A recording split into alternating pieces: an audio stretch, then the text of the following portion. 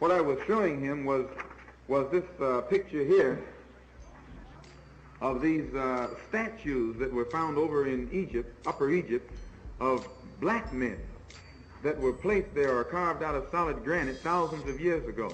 And if you notice, he didn't ever turn it toward the camera. He kept it down. Well, I started to turn it toward the camera, but I didn't. I was trying to be polite. And at that point. And but today in the Los Angeles Times on page 2, they have this same picture. You look in today's Los Angeles Sunday Times, and they have a story on page 2 about this temple over in Africa. They call it Egypt, but Egypt is in Africa. And the value of which is so tremendous, it points out how the United Nations is trying to float a loan of around $30 million to save this temple from being covered by the waters that will be brought up by this Aswan Dam that they're trying to build over there. And this thing is so shrewdly done that the average Negro will look at it and read it, and because it says Egypt, he never identifies it with him or him with it. It shows you how shrewd the white man is. But when all you have to do is look at the features of the thing, and you can see, brother, they got all the features that the white man says Negroes have. But because it is associated or connected with something of such value, archaeological and historic, anthropological value, the white man tries to steal it for himself and says, no, these are white people, these aren't black people. And look at this for yourself. Look closely at it, and then, and if you notice, you'll also read in there where the United States is on record as being against putting out the money necessary to save this archaeological wonder. They're against it. And it tells you in the paper that they're against it. They want to let it go on and go beneath the waves. There was a time when America would be for preserving something like that. Because in those days, the black man was so dead mentally, he could look right at it and wouldn't know he was looking at himself. He looked right at it and wouldn't know he was looking at himself. And today, when we see a black man, we know that's a black man. Whether they call him an Egyptian, a Re-Egyptian, or an Ab-Egyptian. Don't care what they call him. All you got to be looking like you, he's the same thing as you. And this man that they have here, brothers and sisters, it has nothing but the features of a pure black man. Also, they tell me that there's an exhibition going on in Los Angeles right now somewhere about King Tut. Where is that? Some kind of museum. Where is it? Exposition. Where is it? Oh, Exposition Park. I saw King Tut's mummy tomb when I was in Egypt. And I don't know if they have the same one here, but if you go and see it, you'll find out that this King Tut, whose mummy or sarcophagus, whatever they call it, they have, it's as black as this board. And the white man knows this. Every picture that they have of King Tut, he's not brown. No, he is black, brother, just like this. And the black people who lived in that day had mastered science to such extent, had mastered chemistry to such extent that they could create colors that the dye hasn't faded to this day. Now you know this. The white man got to paint his house every year. You got to paint yours, inside and out. You haven't got a piece of cloth at home that won't fade if you put it in the sun.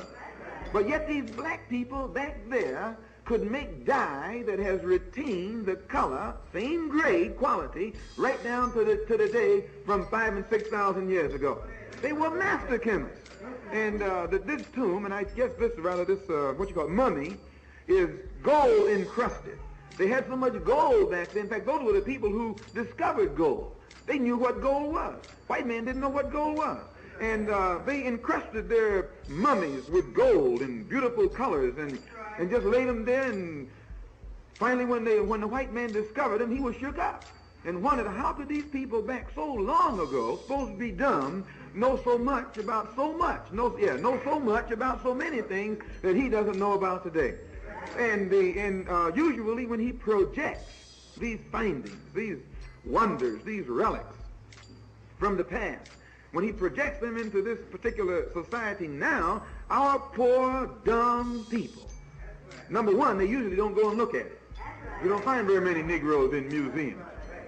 No, they don't. They go to the ballpark, to the ball game. They don't even go to the zoo. You seldom find Negroes in a museum or in some place where there is something that's going to teach them something.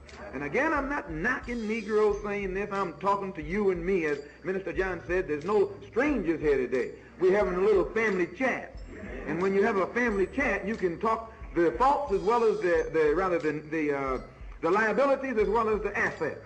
And once you pull out these liabilities, you can correct them. You can go out to any museum and you'll find white people, white women, white mothers, white parents taking their little children through the museum, showing them this and showing them that. Why, our women don't do that. And because you don't do that, you actually leave a vacuum in the mind of your child.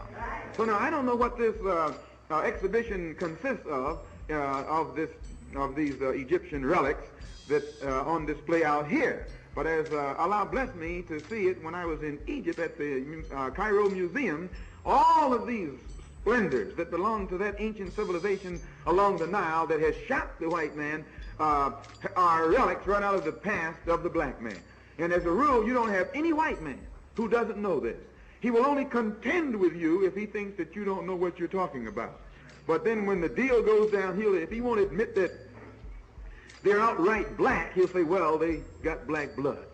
He's hard for him to admit the full truth, but if you can get him to admit a little bit of truth, the Negro will wake up, because the only truth he accepts is truth that he has come from the lips of the white man. Can you understand this? So I take time to mention that quickly, and you read the Los Angeles Times. I'm not a press agent for the Los Angeles Times, but if it has something in it that's of value, it's good for you and me to go and pick it up and study it for ourselves. And save those kind of things.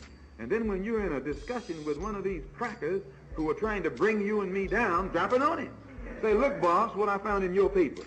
This man looked just like me. He don't look like you.